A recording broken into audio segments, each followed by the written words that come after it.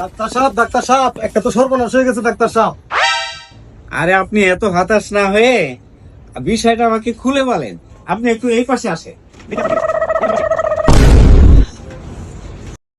আর doctor সাহেব বললেন না, কালকে রাত্রে ভূতের ভয়ে আমি বের হতে পারি নাই। জানালার ফাঁকা দেয়া শিশু করতে গেছি, এই পাশে বিড়ালে ইঁদুর মনে করে কামড় একটা দেয়া বসে ডাক্তার সাহেব। আরে এত বড় একটা গুরুত্বপূর্ণ জিনিস, এইটা সবাই মানুষ রাখে সেবে, আর আপনি এই জিনিসটাকে বিড়াল দিয়ে খাওয়াইলেন। আমি কি জানা রাখছি জানালার পাশে বিড়াল আছে? তা না হলে তো আমি রুমে শিশু করতাম।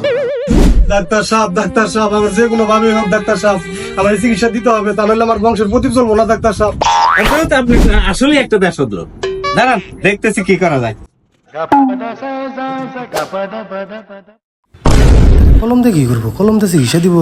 ধরেন আপনার এই জায়গায় কামড় দিছে, এইখানে আপনি এই মলমটা মানে লাগিয়ে এই ব্যান্ডেজটা আপনি করে নিয়ে আসবেন ভিতর থেকে, যান। আচ্ছা ডাক্তার। আচ্ছা, আপনি ওই সুন্দর করে ব্যান্ডেজটা করে নিয়ে আসেন, তারপরে কিছু খাওয়ার ওষুধ আছে আপনাকে দিচ্ছি, যান ওটা আগে করে নিয়ে আসে। A few moments later. এখন যা একটু শান্তি লাগতেছে না, পরনটা জুড়ে গেছে। ডাক্তার সাহেব, এই যে আপনার ব্যান্ডেজ।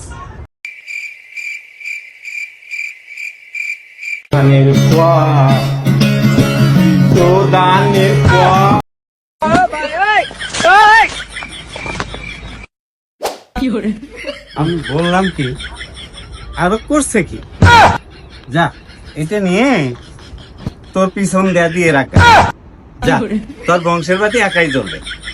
নে যা, শালা ব্যাস জানি কোথাকার, তুই বাইরে আমার